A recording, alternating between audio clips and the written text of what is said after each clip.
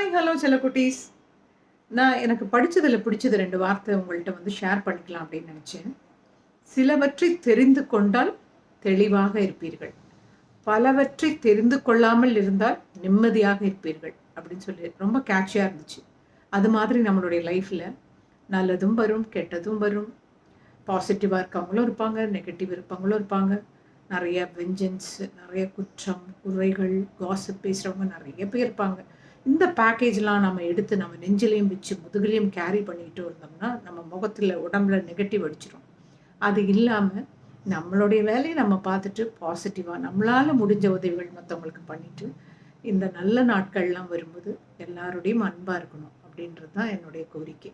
எல்லாருடையும் health first நீங்கள் பார்த்துக்கோங்க. Self care ரொம்ப இம்பார்ட்டன்ட். Okay, happy Easter.